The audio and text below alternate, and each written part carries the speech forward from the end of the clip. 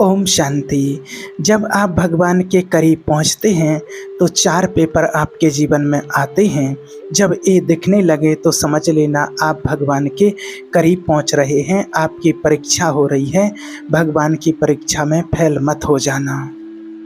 आज का बहुत ही महत्वपूर्ण टॉपिक है कि जब कोई महान आत्मा, पुण्य आत्मा परमात्मा के करीब पहुंचती है, अपनी साधना में आगे बढ़ते हैं, मेडिटेशन में जैसे उनकी स्थिति ऊंची उठने लगती है और उनकी साधना ऊंचाइयों पर जाने लगती है, परमात्मा के करीब पहुंचने लगते हैं, तो ईश्वर उन आत्माओं की परीक्षा लेते हैं कि इनमें कितना निश्चय है।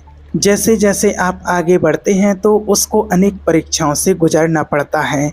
जहां एक और तो वो अपनी आध्यात्मिक उन्नति के लिए स्ट्रगल करता है, अपने जीवन में आने वाली डिफ़िकल्टी, परेशानियों को कम करता है, तो वहीं पर उस आत्मा की परीक्षा भी ली जाती है। भगवान, परमात्मा, ये यूनिवर्स, वो आत्मा जिस अपने लक्ष्य की प्राप्ति के लिए आगे बढ़ रही है, तो फिर परमात्मा उसकी परीक्षा भी लेते हैं।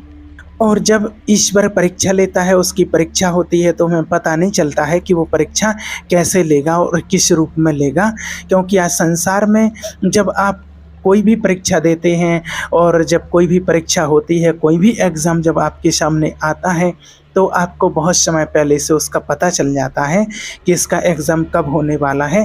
कोई एग्ज़ाम तो ऐसे होते हैं कि 6 महीने 3 महीने पहले से भी उसका मालूम चल जाता है, लेकिन ईश्वर जो परीक्षा लेता है उसका पता तो आपको पहले से नहीं पता चलता है।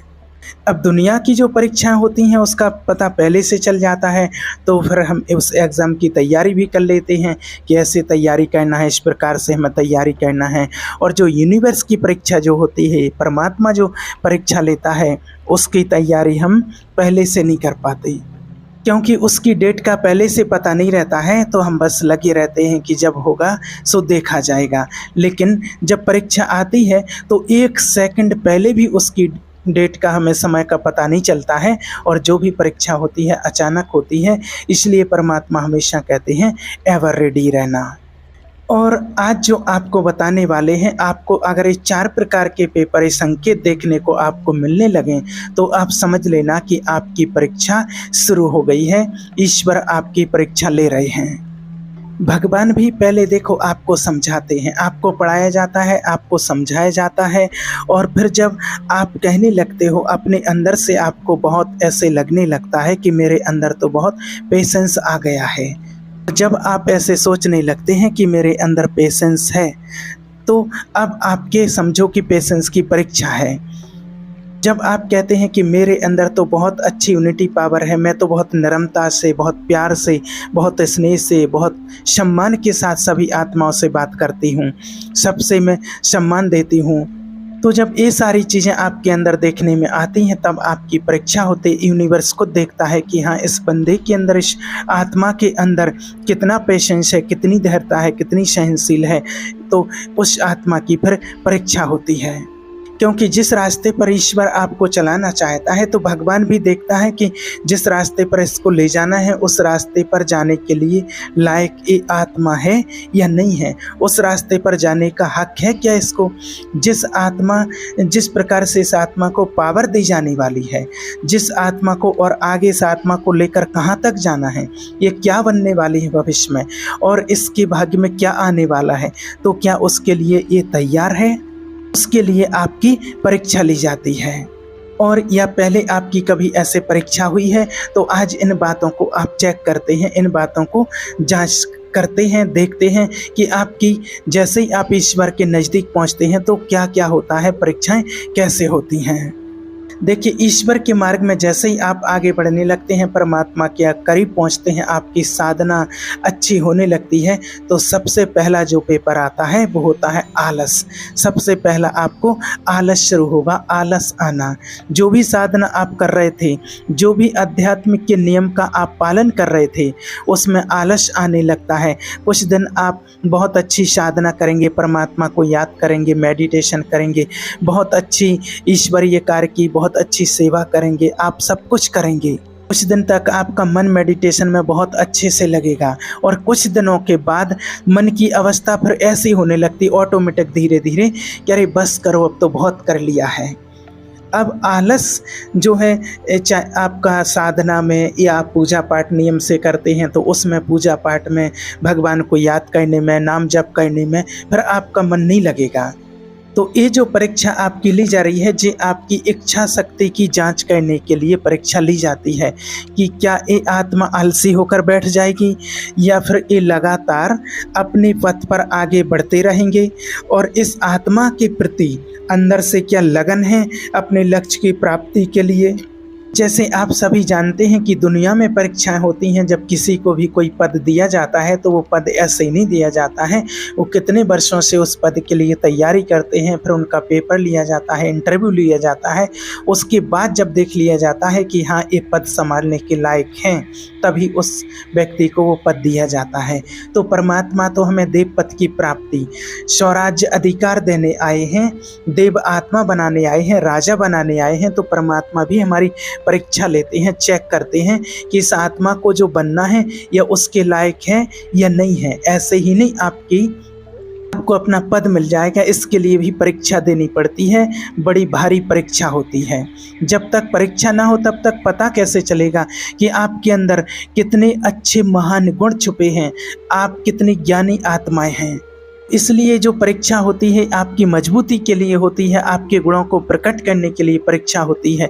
ये आपके इरादों की परीक्षा होती है कि ये आत्मा छोटी मोटी समस्याओं से, बातों से घबरा तो नहीं जाती है। तो आप इसको चेक करना कि ये आपके साथ हुआ है क्या। और आपके नियमों की परीक्षा होती है, जो आप नियम बना लेते हैं कि हम इतने घंटे मेडिटेशन करेंगे, सुबह ब्रह्म मुहूर्त में, अमृत वेले में इतने बजे उठेंगे, भगवान को याद करेंगे, ध्यान करेंगे या पाठ पूजा करेंगे, या भक्ति मार्ग में है तो कि मुझे व्रत करने हैं, ये नियम लिया है, इतनी बार माला जाप करना है, ये उपवास करना है, ये करना है, ये साधना हमें 21 दिन तक करना है, या हमें लगातार कुछ सिद्धि प्राप्त करने के लिए 21 दिन तक की ऐसी मेडिटेशन साधना करनी है। ऐसा मैंने डेली का नियम बनाया है।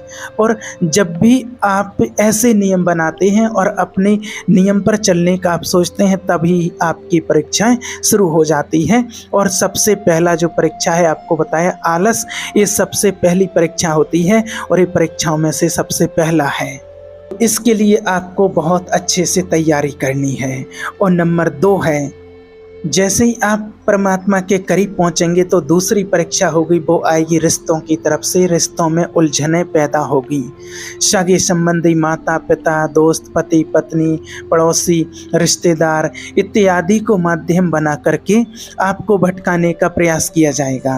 ये माया प्रवेश करके लोगों के अंदर आती है और आपका जो रास्ता है उस रास्ते को भटकाने की बहुत लोग प्रयत्न करेंगे। और आप अच्छे से नहीं मानते हैं तो फिर वो प्रताड़ित करते हैं, तकलीफ देना शुरू कर देते हैं। रिश्तों से तकलीफ आएगी, लोग आपको बार बार कहेंगे कि अरे क्या कर रहे हैं, इस रास्ते पर क्यों चल रहे हैं, ये बेवकूफ़ी वाली बातें क्यों कर रहे हैं। सब लोग ऐसे ही करते हैं, ऐसे ही चलते हैं। आजकल थोड़ी कोई साधना होती है, और ये साधना अभी से क्या करना है, मेडिटेशन के लिए आपको क्या करना है, अभी से आपका दिमाग खराब है क्या। अरे अभी तो जीवन का टाइम है, अभी तो नींद आराम से करो, अपनी ज़िंदगी का आराम लो, ऐशो आराम करो। जब देखा जाएगा वृद्धावस्था आ जाएगी, वानप्रस्थी हो जाएंगे, तब देखा जाएगा, तब भजन किया जाएगा। अभी से ये सब कुछ करने की क्या आवश्यकता है, क्या ज़रूरत है। तो ऐसे आपके रिलेशन वालों से, आपके परिवार वालों के लोगों से आपको ये शब्द सुनने को मिलेगा और ये आपकी परीक्षा होगी। आप याद रखना कि ये कोई लोग नहीं आपके लिए कर रहे हैं, ये आपकी परीक्षा ली जा रही है और उनके अंदर बैठ कर के कोई बुलवा रहा है। ये आप इस बात को अच्छे से समझ लेना, और ये आपकी परीक्षा हो रही है तो ज़रा आप सावधान हो जाना। आपको अपने लक्ष्य से भटकाने के लिए ये सब कुछ हो रहा है, और जिस व्यक्ति पर आप अटूट विश्वास करते हैं, बहुत ज़्यादा विश्वास करते हैं, और वही ऐसे शब्द आपसे ज़्यादा बोलेंगे। और ऐसा लगेगा आपको कि आपके माता-पिता के द्वारा, आपके परिवार के लोगों के द्वारा आपके सामने एक धर्म संकट में खड़ा कर दिया जाएगा आपको कि आप माता-पिता को मना कर रहे हैं। आप सोचेंगे कि मैं अपने माता-पिता की मानूँ या जिसको मैंने दिल से चाहा है, बहुत प्रेम करते हैं, उसको मानूँ या फिर मैं अपने इष्ट देव परमात्मा की मानूँ। पर कहीं न कहीं आपको बड़े प्यार से कंप्रोमाइज़ करके आपको बहुत प्यार से समझाया जाएगा। यहाँ पर आपको अपनी दृढ़ता से और परमात्मा पर विश्वास रखते हुए, ईश्वर पर भरोसा रखते हुए और सबको बड़े प्यार से समझाना होता है कि देखो आपकी सारी बातें ठीक हैं, आपकी मैं सभी बातों का सम्मान करता हूँ, आपकी सभी बातों को मानता हूँ, लेकिन ये जो मैंने परमात्मा के मार्ग को चुना है, मैंने जो ये संकल्प लिया है परमात्मा की साधना करने का, ये नियम मैं पूरे ज़रूर करूँगी। इसके लिए प्लीज़ आप मुझे ना रोकें। और आपको बस थोड़े दिन की परीक्षा होगी, आपको 2, 5, 10 दिन के लिए आपको भटकाने की कोशिश किया जाएगा। लेकिन अगर आप अपनी दृढ़ता में, आप ईश्वर में आपको निश्चय है, विश्वास है और आप अपने संकल्पों में दृढ़ हैं, तो फिर आप आगे बढ़ जाएंगे और जो लोग आपको रास्ता भटकाने के लिए आए थे वो ऑटोमेटिक वो लोग पीछे रह जाएंगे और वो आत्माएं अपने आप ऑटोमेटिक आपके आगे झुक जाएंगी। लेकिन आपके अंदर बहुत पेशेंस चाहिए, बहुत दृढ़ता चाहिए, ईश्वर में बहुत निश्चय चाहिए और आपको अपने इरादों पर बहुत मजबूत तरीके से चलना पड़ता है। याद रखिए, ये आपकी परीक्षा हो रही है। नंबर 3 है कि जैसे ही आप ये 2 परीक्षाएं पास करते हैं तो फिर तीसरा पेपर आता है परमात्मा के करीब पहुंचने के लिए। वो जो पेपर होता है वो होता है डरावने अनुभव के रूप में।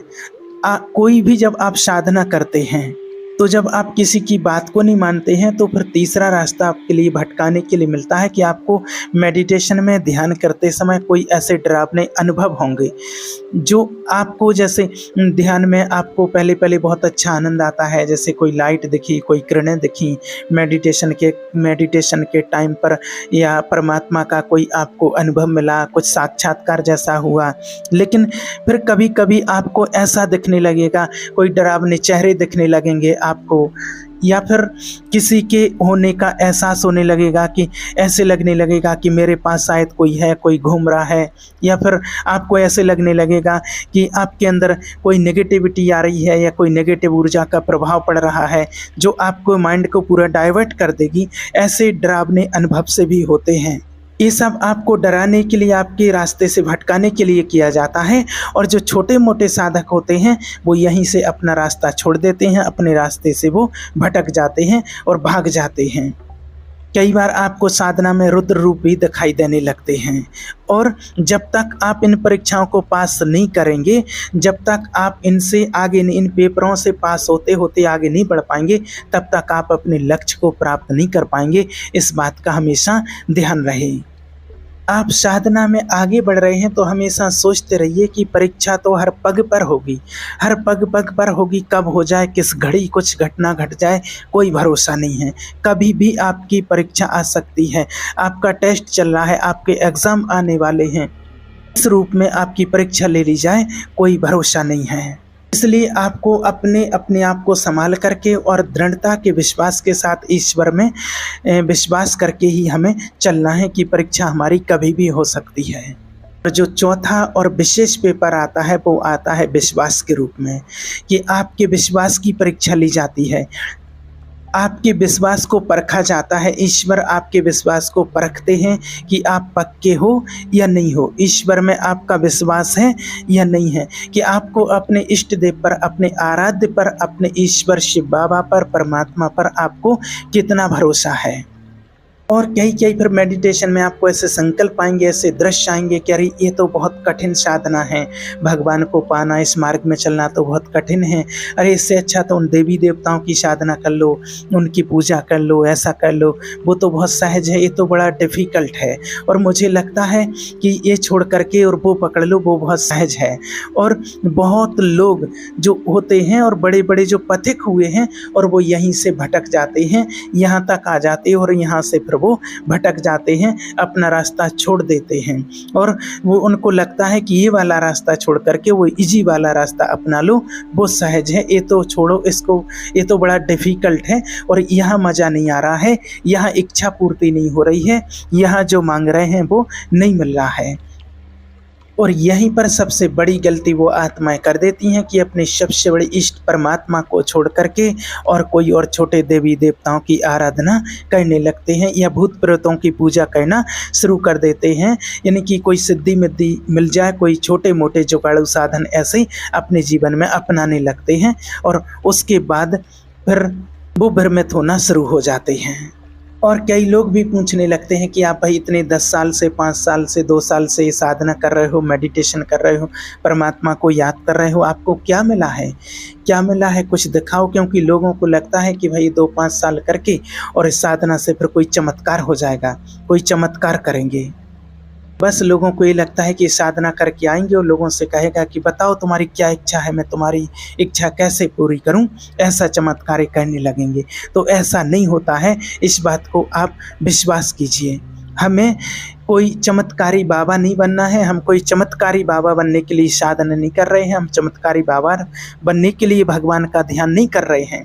आप साधना करते हैं अपनी अंतर आत्मा को जगाने के लिए, अपनी अंतर आत्मा को शुद्ध और पवित्र बनाने के लिए, अपने लक्ष्य तक पहुंचने के लिए, अपने इष्ट परमात्मा तक पहुंचने के लिए। हमारी यहाँ किसी और से कंपटीशन नहीं है कि हमें उससे आगे बढ़ना है कि नहीं, यहाँ तो हमें अपने आप से कंपटीशन है और हमें अपनी बुराइयों पर विजय प्राप्त करके आगे बढ़ना है।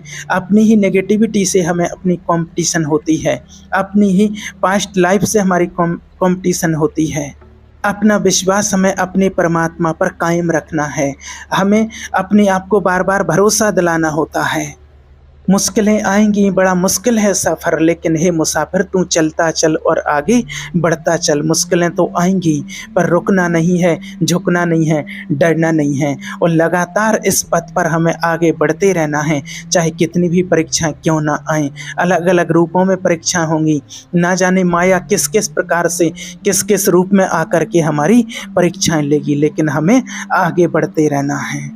कभी आपके प्यार से परीक्षा होगी, कभी आपके प्यार के लिए परीक्षा होगी, कभी आपके धैर्य के लिए परीक्षा होगी, कभी अपनी परीक्षा लेंगे, कभी पराय परीक्षा लेंगे।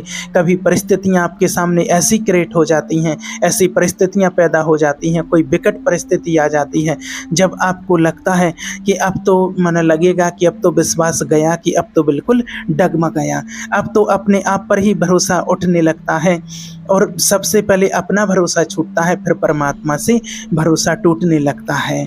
इसलिए अपने ऊपर भरोसा कायम रखना पूरा पूरा, और आपके भरोसे से ही, अपने भरोसे से ही हमें परमात्मा पर भरोसा होता है। इस बात को हमेशा याद रखना।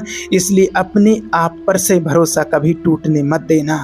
हमेशा ये अपने अंदर दृढ़ संकल्प लेना चाहिए कि हाँ, मैंने जो रास्ता चुना है वो सही है, मैंने बहुत सोच समझ करके इस रास्ते को अपनाया है और जो पूरी तर्क और बुद्धि के साथ में इस रास्ते पर मैं चला हूँ और ये रास्ता बहुत सही है, मैं अपने सही मार्ग पर चल रही हूँ।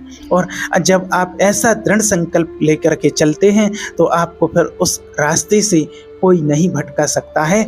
चाहे कोई व्यक्ति कैसा भी हो, किसी भी रूप में माया आ जाए, लेकिन आप अपने रास्ते से फिर नहीं भटकेंगे।